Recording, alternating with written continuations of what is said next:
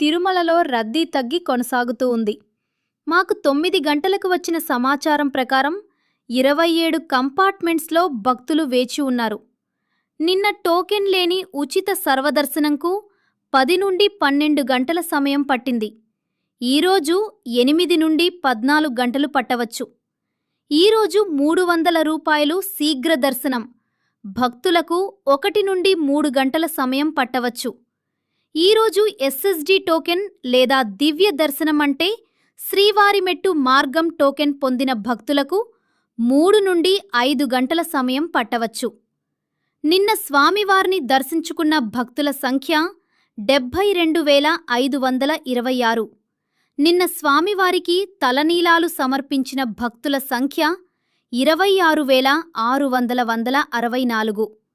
నిన్న స్వామివారి హుండీ ఆదాయం 4.41 కోట్ల రూపాయలు. ఓం నమో వెంకటేశాయ.